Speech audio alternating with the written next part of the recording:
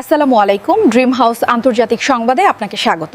শুরুতেই জানাবো আজকের গুরুত্বপূর্ণ আপডেট আন্তর্জাতিক সংবাদগুলোর শিরোনাম। প্রথমেই জানাচ্ছি, হামাস নির্মূলে গাজায় সেনা পাঠাতে প্রস্তুত মধ্যপ্রাচ্যের কয়েকটি দেশ, এমন দাবি করেছেন মার্কিন প্রেসিডেন্ট ডোনাল্ড ট্রাম্প। এরপর জানাচ্ছি, আবারও ব্যালিস্টিক ক্ষেপণাস্ত্রের পরীক্ষা চালিয়েছে উত্তর কোরিয়া, জানিয়ে উদ্বেগ প্রকাশ করেছে প্রতিবেশী দেশগুলো। এদিকে রাশিয়ার ব্রায়ানস্ক শহরে এক রাসায়নিক কারখানায় ইউক্রেনের ক্ষেপণাস্ত্র হামলার খবর পাওয়া গেছে। ব্যবহার করা হয়েছে স্টর্ম শ্যাডো মিসাইল। আরও জানাবো, আরও 2 ইসরায়েলি জিম্মির মরদেহ ফেরত দিয়েছে হামাস। বিষয়টি নিশ্চিত করেছে আন্তর্জাতিক মধ্যস্থতাকারীরা।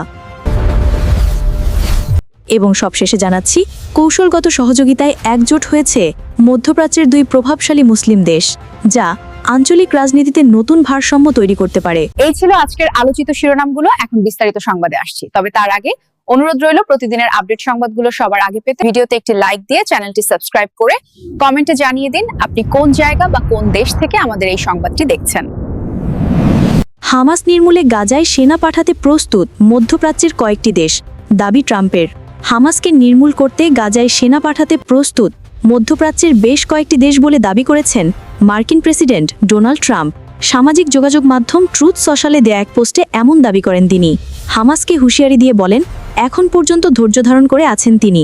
হামাস চুক্তি ভঙ্গ করলে দ্রুততম সময়ে ক্ষিপ্র ও ভয়ঙ্করভাবে নিশ্চিহ্ন করা হবে তাদের। এ সময় ট্রাম্প দাবি করেন, এই কাজে তাকে সাহায্য করতে আগ্রহী মধ্যপ্রাচ্যের বেশ কিছু মিত্রদেশ। ট্রাম্পের অনুরোধ মাত্রই গাজার উদ্দেশ্যে ভারী অস্ত্রশস্ত্র সহ সেনা পাঠাবে তারা। তবে কোন দেশগুলো এমন প্রতিশ্রুতি দিয়েছে তা স্পষ্ট করেননি তিনি। উত্তর কোরিয়ার আবারও ব্যালিস্টিক মিসাইল পরীক্ষা, জাপান সাগরে নতুন করে বাড়ল উত্তেজনা। উত্তর কোরিয়া আবারও ব্যালিস্টিক মিসাইলের পরীক্ষা চালিয়েছে। স্থানীয় সময় ভোরে দেশটির পূর্ব উপকূল থেকে জাপান সাগরের দিকে ছোড়া হয় একাধিক স্বল্প পাল্লার ক্ষেপণাস্ত্র। ঘটনাটি ঘটেছে এমন সময় যখন পুরো এশিয়া প্রস্তুতি নিচ্ছে দক্ষিণ কোরিয়ায় আসন্ন এপেক সম্মেলনের জন্য। দক্ষিণ কোরিয়ার সেনাবাহিনী এক বিবৃতিতে জানায়, ভোরে তারা একাধিক বস্তু শনাক্ত করেছে, যা শত পাল্লার ব্যালিস্টিক মিসাইল বলে ধারণা করা হচ্ছে। এগুলো জাপান সাগর অভিমুখে ছোড়া হয় এবং প্রায় 350 কিলোমিটার দূরত্ব অতিক্রম করে। সেনাবাহিনী জানায়, তারা মিসাইলগুলোর সুনির্দিষ্ট ধরন ও উৎক্ষেপণ কেন্দ্র শনাক্তের কাজ চালিয়ে যাচ্ছে। রাষ্ট্রীয় সংবাদ সংস্থা ইয়নহাবের প্রতিবেদনে বলা হয়েছে, এই নিক্ষেপ উত্তর কোরিয়ার চলমান সামরিক উত্তেজনার ধারাবাহিকতা। গত কয়েক মাসে দেশটি নিয়মিতভাবে মিসাইল পরীক্ষা চালিয়ে যাচ্ছে, যা আন্তর্জাতিক নিষেধাজ্ঞা এবং জাতিসংঘের নীতিমালা সরাসরি অমান্য করছে। বিশ্লেষকদের মতে, এই পরীক্ষার মাধ্যমে পিয়ংইয়ং যুক্তরাষ্ট্র ও দক্ষিণ কোরিয়ার উপর নতুন করে কূটনৈতিক চাপ সৃষ্টি করতে চাইছে। দক্ষিণ কোরিয়ার প্রতিরক্ষা মন্ত্রণালয় বলছে, উত্তর কোরিয়ার এই পদক্ষেপ সরাসরি অঞ্চল জুড়ে স্থিতিশীলতা ও নিরাপত্তার জন্য হুমকি। ইতোমধ্যেই দেশটির জাতীয় নিরাপত্তা কাউন্সিল জরুরি বৈঠক করেছে এবং যুক্তরাষ্ট্র সহ আন্তর্জাতিক মিত্রদের সঙ্গে ঘনিষ্ঠভাবে পরিস্থিতি পর্যবেক্ষণ করছে।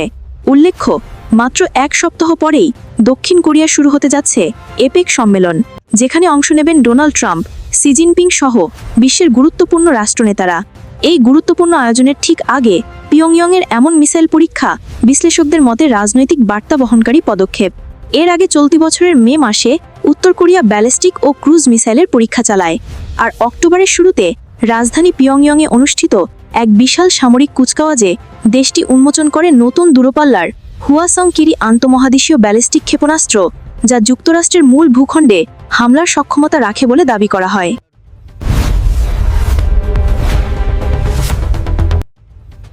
রাশিয়ার গুরুত্বপূর্ণ রাসায়নিক কারখানায় ইউক্রেনের ভয়াবহ হামলা।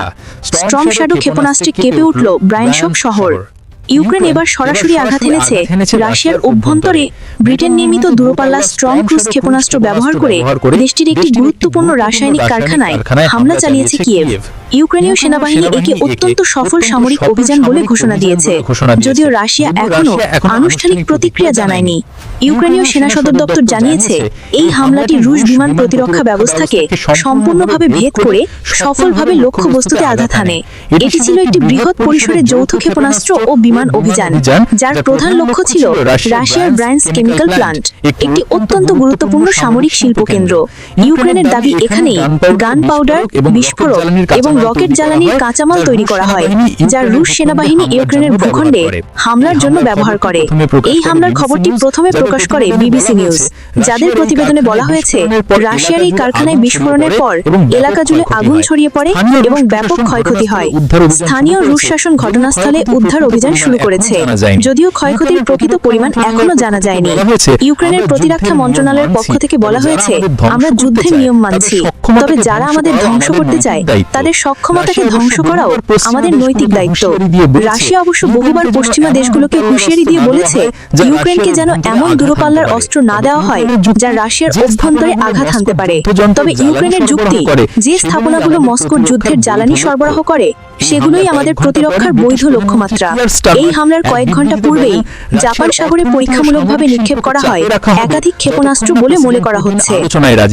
ঘণ্টা পরেই ব্রিটিশ প্রধানমন্ত্রী কিয়ার স্টারমার এক বিবৃতিতে বলেন, রাশিয়ার অর্থনীতি ও সামরিক শিল্পকে চাপে রাখা হবে যতক্ষণ না প্রেসিডেন্ট পুতিন আলোচনায় রাজি হন। একই সাথে Ukraine, Germany, France, Italy, Poland, Finland, Denmark, Norway এবং ইউরোপীয় ইউনিয়নের নেতারা এক যৌথ বিবৃতিতে ঘোষণা দিয়েছেন, যুদ্ধবিরতির আগে চলাকালীন ও পরেও ইউক্রেনকে সবচেয়ে শক্ত অবস্থানে থাকতে হবে। অন্যদিকে যুক্তরাষ্ট্র ইউক্রেনের মধ্যে সম্পর্ক নতুন মনে পৌঁছেছে। সাম্প্রতিক বৈঠকে প্রেসিডেন্ট ডোনাল্ড ট্রাম্প ও ভলাদিমির জেলেনস্কি টমাহক ক্রুজ ক্ষেপণাস্ত্র সরবরাহের বিষয়ে আলোচনা করলেও ট্রাম্প তাতে অনীহা প্রকাশ করেন। পাশাপাশি পরিকল্পিত ট্রাম্প-পুতিন বৈঠকও আপাতত স্থগিত করা হয়েছে, যা ডিপ্লোম্যাটিক মহলে নতুন প্রশ্নকে জন্ম দিয়েছে। একই দিন সকালে রাশিয়া আবারও ইউক্রেনের রাজধানী কিয়েভে বিমান হামলা চালায়। মেয়র ভিতালিস্কো জানিয়েছেন, শহরে একাধিক বিস্ফোরণ শোনা গেছে এবং বিমান প্রতিরক্ষা ব্যবস্থা সক্রিয় রয়েছে। 2022 সালের ফেব্রুয়ারিতে রাশিয়ার পূর্ণমাত্রার আক্রমণের পর থেকে এই যুদ্ধ এখন তৃতীয় বর্ষে প্রবেশ করেছে। বর্তমানে মস্কো ইউক্রেনের প্রায় 20% ভূখণ্ড দখল করে রেখেছে, যার মধ্যে 2014 সালে সংযুক্ত ক্রিমিয়া উপদ্বীপ রয়েছে। বিশেষজ্ঞদের মতে এই স্টর্ম শ্যাডো হামলায় ইউক্রেনের পাল্টা আক্রমণের নতুন ধাপের সূচনা করেছে, যা রাশিয়ার সামরিক সক্ষমতায় সরাসরি চাপ তৈরি করবে। বিবিসি নিউজ প্রশ্ন, ইউক্রেনের এই স্টর্ম শ্যাডো হামলা কি যুদ্ধের নতুন মোড় ঘুরিয়ে দিতে পারে, নাকি এটি রাশিয়ার আরো ভয়ঙ্কর পাল্টা হামলার সূচনা মাত্র? মন্তব্যে জানিয়ে দিন আপনি মনে করেন কার পক্ষে এখন যুদ্ধের পাল্লা ভারী হয়ে উঠছে। আরো 2 জিম্মির লাশ ফেরত দিয়েছে হামাস। ইসরায়েলের কাছে আরো 2 জিম্মির লাশ হস্তান্তর করছে ফিলিস্তিনের স্বাধীনতাকামী সংগঠন হামাস। মঙ্গলবার এক বিবৃতিতে এ তথ্য জানিয়েছে। সংগঠনটি আজ রাতে রেড ক্রসের কাছে হস্তান্তর করা হয় লাশগুলো। পরবর্তীতে তা ইসরায়েলি বাহিনীর কাছে পৌঁছে দেয় স্বেচ্ছাসেবী সংগঠনটি। পরে রাতে তেল আবিবের ন্যাশনাল সেন্টার অফ ফরেনসিক মেডিসিনে নেওয়া হয় নিহতদের লাশ। ডিএনএ পরীক্ষার পর হস্তান্তর করা হবে পরিবারের কাছে। যুক্তরাষ্ট্রের মধ্যস্থতায় যুদ্ধবিরতি চুক্তি অনুযায়ী এ পর্যন্ত 15 জিম্মির লাশ ফেরত দিয়েছে হামাস। মোট 28টি লাশ ফেরত দেওয়ার কথা হামাসের।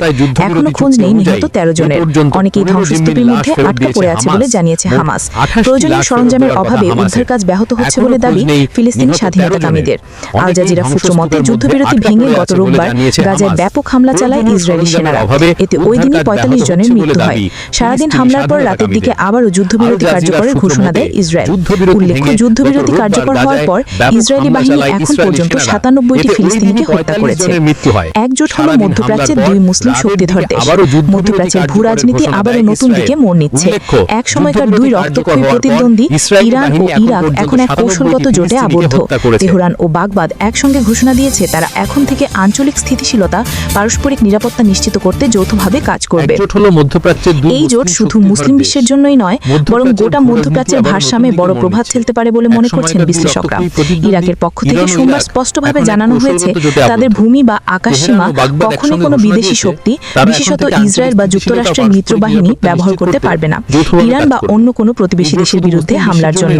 এই ঘোষণা আসে তেহরানে অনুষ্ঠিত এক যৌথ সংবাদ সম্মেলন, যেখানে উপস্থিত ছিলেন ইরানের সর্বোচ্চ জাতীয় নিরাপত্তা পরিষদের সচিব আলী ইরাহানি এবং ইরাকের জাতীয় নিরাপত্তা উপদেষ্টা কাশিম আল আরাজি।